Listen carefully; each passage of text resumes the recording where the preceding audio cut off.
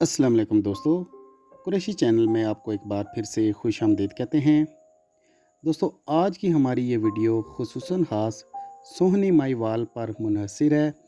इस वीडियो में हम डिस्कस करेंगे सोहनी कौन थी, माहीवाल कौन था, इन दोनों की मुलाकात कैसे हुई और इन दोनों की जुदाई कैसे हुई।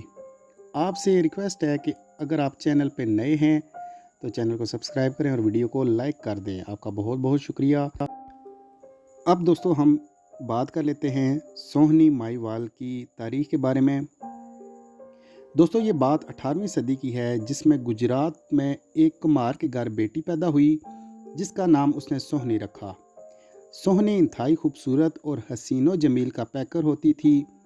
सोहनी का वालिद ज़रूफ साज था और बेटी अपने बाप का हाथ बटाया करती थी। वालिद की तरह सोनी भी मिट्टी के दीदा ज़ेब बर्तन बनाती थी और इन बर्तनों को फ़रोख्त करती थी और इस सरमाए से इनके घर का गुज़र बसर होता था। दोस्तों, इनकी दुकान राम प्यारी महल के करीब दरिया के किनारे पर वाक़या थी। कदरे खूबसूरत लड़की थी और इसका हुस्न का चर्चा दूर दराज के इलाकों में फैला हुआ था। अब दोस्तों बात कर लेते हैं हम माहीवाल के बारे में। तो दोस्तों, माहीवाल का असल नाम इज़्ज़त बेग था और इसका तल्लक बुखारा से था। दोस्तों, इस माहीवाल बुखारा के एक बहुत मालदार तरीन कारोबारी शख्सियत का बेटा था। एक तिजारत की घर से ये गुजरात आया और कारोबार का ये वही मुकीम हो गया।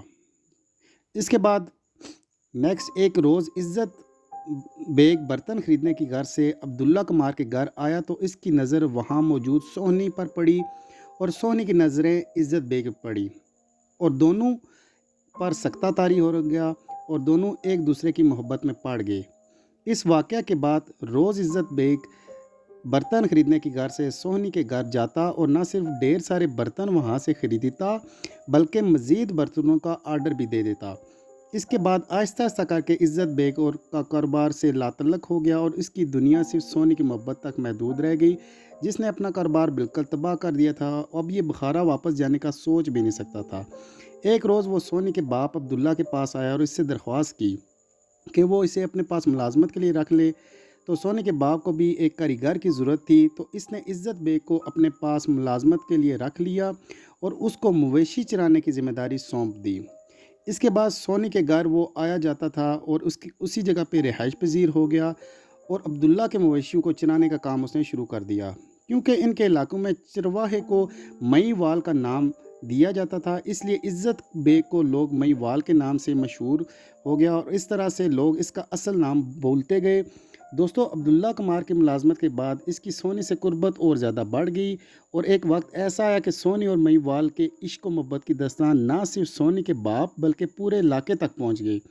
सोनी के बाप ने कमी के डर से सोनी का रिश्ता अपने कबीले के रस्म व रवाज के मुताबिक अपने ही ख़ानदान में तय कर दिया और थोड़े ही दिनों में इसकी शादी भी कर दी। इस तरह सोनी शादी करके अपने चिनाब के दूसरे किनारे पे चली गई, जब मईवाल इसी किनारे पर रह गया। इस तरह सोनी ने अपने मोहब्बत की तस्कीन और महबूब से मुलाकात के लिए कोई मुनफरिद तरीका ईजाद किया और उसने एक गड़ा बनाया और उस गड़े की मदद से वो एक जगह से दूसरी जगह वो समुंदर के रास्ते वो जाती थी और मईवाल से मुलाकात करती थी। इसके बाद दोस्तों काफ़ी दिनों तक ये बात चलती रही।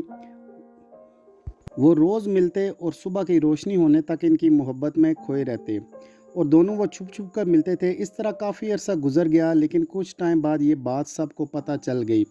हालांकि उसकी नंद को भी पता चल गई कि सोनी की, और उसने अपने महबूब से मिलने के लिए दरिया के दूसरे किनारे पे जाती थी। ये बात उसको पता चल गई और इसको ये भी मालूम हो गया कि सोनी को खुद तैरना नहीं आता बल्कि मिट्टी के गड़े की मदद से वो दरिया के दूसरे किनारे पे जाती है। लिहाजा उसने अपनी बावज के ख़िलाफ़ एक खौफनाक साजिश शुरू कर दी और ख़ुद भी कुमार ख़ानदान से तल्लक रखती थी, यानी कि उसकी जो नन थी वो कुमार ख़ानदान से तल्लक रखती थी और मिट्टी के बर्तन बनाने के फ़न से बहुत ज़्यादा वाकिफ़ थी। इसलिए उसने इंतहाई महारत के साथ कच्ची मिट्टी का गड़ा इस अंदाज़ में बनाया जिसमें सोने के बनाए हुए गड़े में ज़रा भी फ़र्क नहीं था।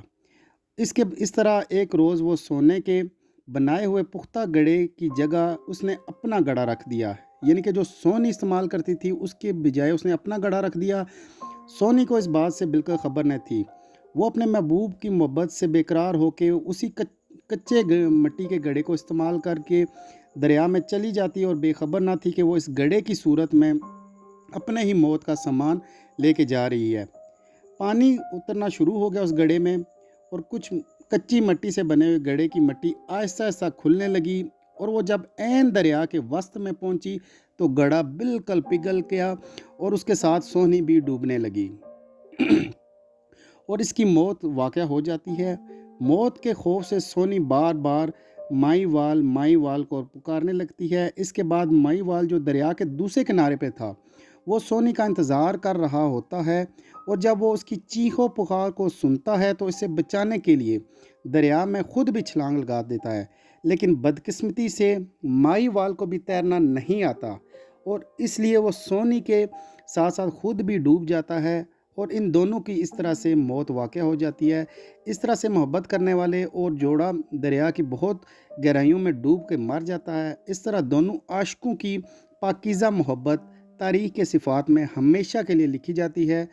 ان دونوں کے بارے میں مشہور ہے کہ سوہنی اور مائی وال کے جستے خاکی دریا کے ساتھ بہتے ہوئے دریائے سندھ کے علاقے شہدا پور سے برآمد ہوتی ہے۔ حیدرآباد شہر سے یہ 75 کلومیٹر دور شہدا پور کی سڑک شاہ پور چکر روڈ کے قریب ان دونوں کا مزار بھی ہے۔ تو دوستو، آج کا ولاگ ہمارا یہیں پہ اختتام پذیر ہوتا ہے۔ ہم امید کرتے ہیں کہ آپ کو ویڈیو آج کی پسند آئی ہوگی، اور آپ نے کمنٹ سیکشن میں لازمی بتانا ہے کہ آپ کو اور کون کون سی سٹوریز سننی پسند کرتے ہیں۔ آپ کا بہت بہت شکریہ۔ اللہ حافظ۔